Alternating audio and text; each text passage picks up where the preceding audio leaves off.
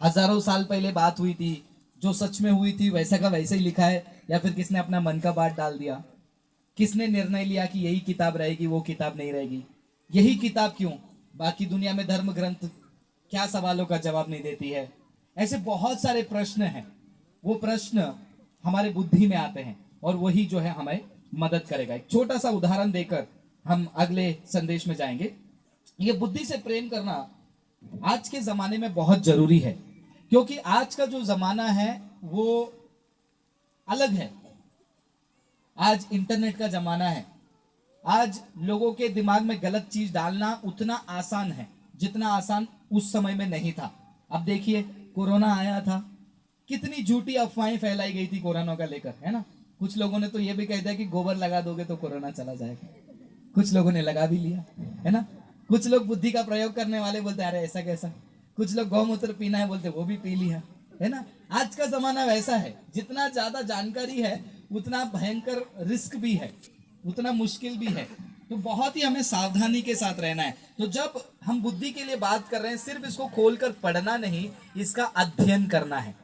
भजन संहिता पहला अध्याय को जब हम पढ़ते हैं, आप घर पे जाकर पढ़कर देखिए, उसके अध्ययन के बारे में बात किया गया है। बाइबल को अध्ययन करना बहुत जरूरी है। अध्ययन का मतलब क्या होता है?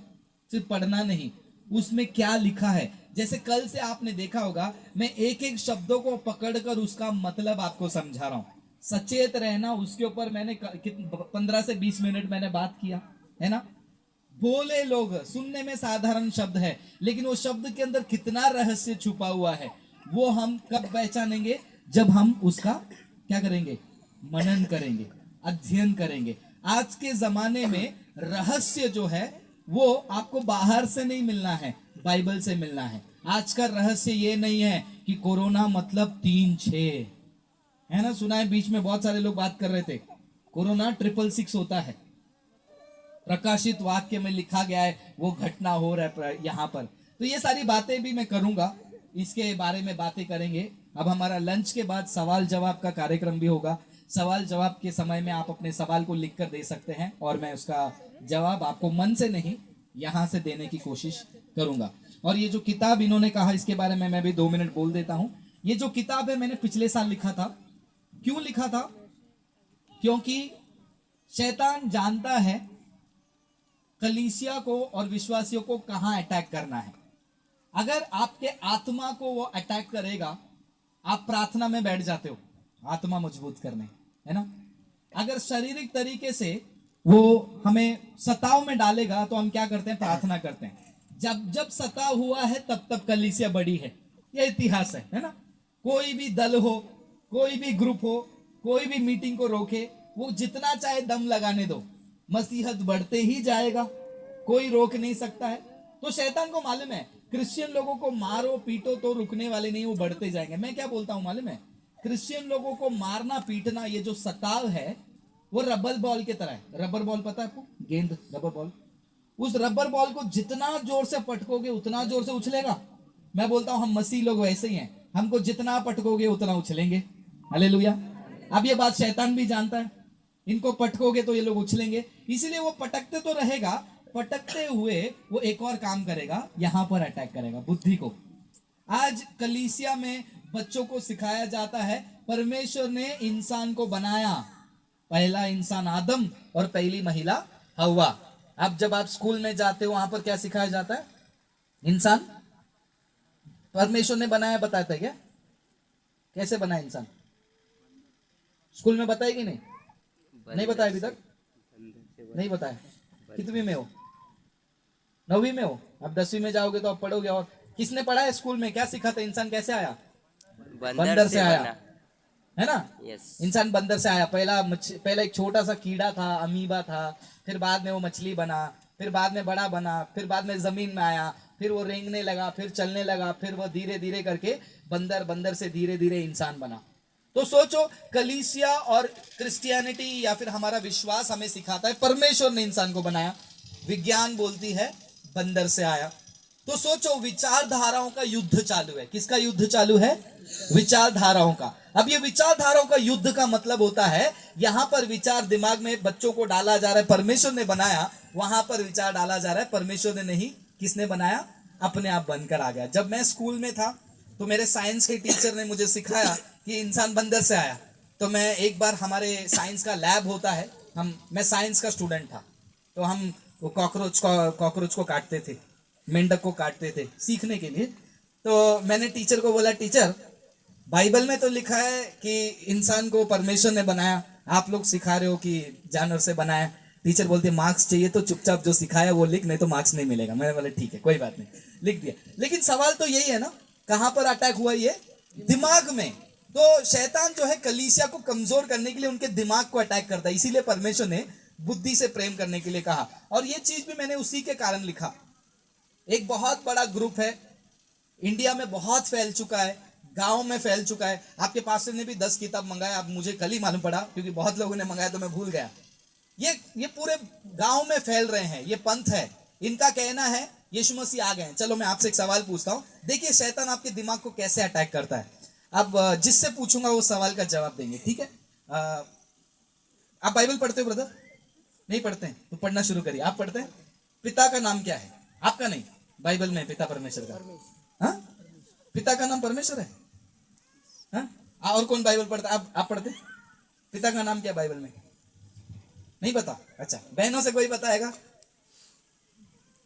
अब तो और जमीन खुला हो गया है, सामने वाला आपके जमीन में क्या क्या बोने जाएगा मैं बताऊंगा आपको थोड़े टाइम पे। उदाहरण के लिए बता रहा हूं। बहनों की तरफ से बताइए, बाइबल में पिता परमेश्वर का नाम क्या है? हेलो, यहोवा। क्या बात है, सिस्टर ने बहुत बढ़िया बोला, सिस्टर के लिए ताली हो जाओ। इतने लोगों में वो बता रहे हैं पिता का नाम यहोवा है, पुत्र का नाम क्या है? यीशु है, पवित्र आत्मा का नाम क्या है? नहीं मालूम ना? नहीं मालूम ना? ये रहस्य आप सीखना चाहते हैं? पवित्र आत्मा का नाम सीखना चाहते हैं? देखो 2 मिनट में मैंने आपको पकड़ लिया। 2 मिनट में जरा सोचो, ऐसे ही गांव में जहां पर बहुत कम बाइबल पढ़ते हैं, है ना, पता नहीं होता है, मैं बाइबल से 4 वचन निकाल के दिखाऊंगा। पुराने नियम में पिता परमेश्वर को क्या कहा गया है? यहोवा। नए नियम में आपने बोला उनको क्या कहा गया है? यीशु कहा गया है। अब मैं जाऊंगा मत्ती 28वां अध्याय में, वहां पर यीशु मसीह ने क्या कहा? तुम पिता पुत्र पवित्र आत्मा के नाम से बपतिस्मा दो। कहा है ना? पिता का नाम यहोवा है, पुत्र का नाम यीशु है, पवित्र आत्मा का नाम कहां है बताओ? अब आपके अंदर सुनने की इच्छा आ गई कि नहीं आ गई? हाँ यार, पवित्र आत्मा का नाम जानना है। अब मैं आऊंगा आपके घर पे, यीशु, हाँ बोलेंगे हाँ यीशु। आप बाइबल पढ़ते हो? हाँ पढ़ते हैं। पिता परमेश्वर का नाम यहोवा बोल दिया, पुत्र का नाम यीशु बोल दिया, पवित्र आत्मा का नाम आप बोलेंगे हमको तो नहीं बताया गया। यही है सिस्टर, बहन जी, आपके पास्टर को ज्ञान नहीं है। ये रहस्य मिला है हमारे पास्टर को, ये रहस्य को सुनना चाहेंगे? आप बोलेंगे हाँ सुनना चाहते हैं। फिर धीरे से उनको घर पे बुलाओगे, चाय पानी पिलाओगे, वो बैठकर वचन को यहां वहां से तोड़ेंगे मरोड़ेंगे और क्या करेंगे? आपको बताएंगे कि पवित्र आत्मा का नाम ये हो सकता है। एक साधारण विश्वासी क्या करेगा? सही बोला, वचन से ही बोला। शैतान ने भी क्या किया? वचन से ही बोला। और जो झूठी बातें हैं वो भी वचन से ही आएगा। मतलब कहां पर आपका अटैक हो रहा है? बुद्धि में। इसीलिए बुद्धि से प्रेम करना है। अभी आप बोलोगे अभी आपने पूछ तो लिया है पवित्र आत्मा का नाम, अभी बताओ ना। अभी मैं नहीं बताऊंगा क्योंकि अभी हमारा यूथ का मैसेज है। तो इसी ऐसे सवालों का जवाब जो है मैंने इस किताब में लिखा है। कई सारे लोग, हजारों लाखों लोग, उनका मन परिवर्तन फिर से एक बार हो गया था।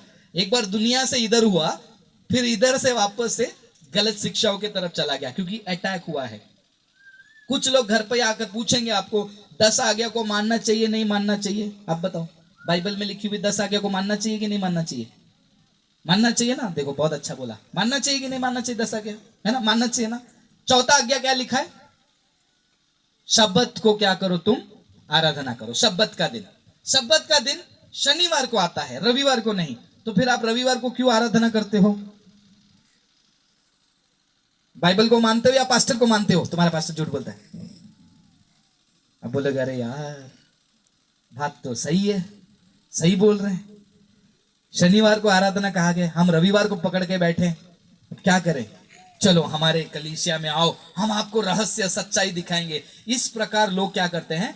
बहक जाते हैं। अटैक कहां पर हुआ? शरीर पे नहीं, आत्मा में नहीं, किधर हुआ? बुद्धि में। तो ऐसे सवालों का जवाब मैंने इन किताब में लिखा है। ऐसे बहुत सारी बातें हैं ये जो धीरे धीरे, मैंने कहा ना, आपको पता भी नहीं चलेगा। जैसे लूत के जीवन में बेटी आई गई, उसको पता ही नहीं चला, आपको भी पता नहीं चलेगा कौन आपके पास आकर क्या बोलकर गया। वहां पर वचन में लिखा है, क्या लिखा है? मांगो तो तुम्हें मिलेगा, खटखटाओ तो तुम्हारे लिए खोला जाएगा। इसलिए मांगो, पैसा मांगो, गाड़ी मांगो, घड़ी मांगो। क्या मांगने के लिए लिखा है? क्या मांगने के लिए लिखा है? उसके लिए क्या करना पड़ेगा? अध्ययन करना पड़ेगा। नहीं, बुद्धि नहीं, अध्ययन करना पड़ेगा।